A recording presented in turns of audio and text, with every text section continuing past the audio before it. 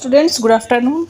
Today we will discuss about last topic and lastly we discuss conclusion. Last में आपका ये रह गया था, increasingly subjected to European style training, यानी वो बढ़ाते हुए किस चीज़ को, उन विषयों को जो यूरोपियन स्टाइल ट्रेनिंग, यूरोपीय तरीके की ट्रेनिंग देते थे. Drill and discipline that regulated their life, इस तरह का अनुशासन उनकी लाइफ में बनाना जो उनको रेगुलेट कर दे, नियमित कर दे उनके जीवन को. फार मोर देन बिफोर, पहले की कंपेरिजन में ज़्यादा.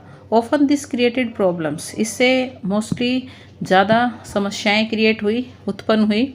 Since caste and community feelings, उससे पहले की जो कम्युनिटी संगठनात्मक जो फीलिंग्स थी, अनुभव थे, were ignored in building a force of professional soldiers. Professional soldiers की जो एक मीटिंग या एक फोर्स बनाई गई, सेना बनाई गई, उसमें इसको इग्नोर किया गया, नकारा गया.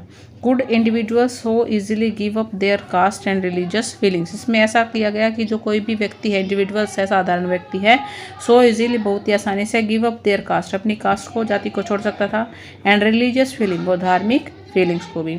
Could they see themselves only as soldiers, क्या वो अपने आप को एक सिपाही की तरह देखते थे. And no, so now what did the sepoys feel, sepoys मतलब जो जासूस थे, वो कैसा फील कर रहे थे, महसूस कर रहे थे. How did they react to the changes in their lives, अपने जीवन में जो उनके ये परिवर्तन हुआ था, चेंज हुआ था, वो उसको कैसे रिएक्ट कर रहे थे, कैसे देख रहे थे. एंड देयर आइडेंटिटी, और जो उनकी पहचान बदल गई थी, उसको किस तरीके से वो महसूस कर रहे थे. दैट इज़, वह their sense of who they were, means एक तरह से उनमें ये फीलिंग आ रही थी कि वो हैं कौन, थे कौन. द रिवोल्ट ऑफ 1857, जो 1857 की क्रांति थी, gives us a glimpse into the world of the sepoys. You will read about this revolt in chapter 5. So now we discuss about conclusion. Listen carefully. Conclusion means निष्कर्ष. Thus the East India Company was transformed from a trading company to a territorial colonial power. The arrival of new steam technology in early 19th century also aided this process. Thus इस तरह से जो east India company थी, was transformed, बदल गई थी, from a trading company, एक व्यापारिक कंपनी से एक राजधानी उपनिवेश शक्ति में.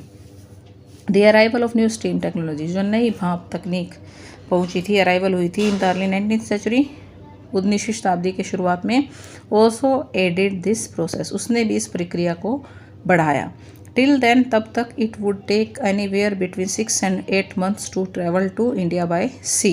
Steam ships reduce the journey time to 3 weeks, enabling more Britishers and their families to come to a far off country like India. यानी जो टाइम कंजप्शन थी ट्रैवलिंग के लिए, वो कम हो गया था, because of this, due to this technology of steam ships.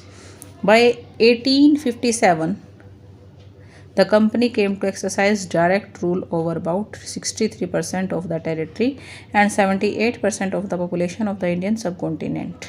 Combined with its indirect influence, इसके साथ में उनका जो indirect influence था, प्रभाव था, अप्रत्यक्ष रूप से जिन क्षेत्रों में, एरियाज में, on the remaining territory and population of the country, as it is, बना रहा. The East India Company had virtually the whole of India under its control. अगर देखा जाए तो ईस्ट इंडिया कंपनी ने पूरी तरह से होल ऑफ इंडिया, पूरे भारत को अपने कंट्रोल में, अपने नियंत्रण में कर लिया था. So students, I think your chapter have completed. So you all read it again and try to find out its exercise and watch this video to understand this topic. Okay, watch this video and like and subscribe my channel. Thank you. Have a nice day.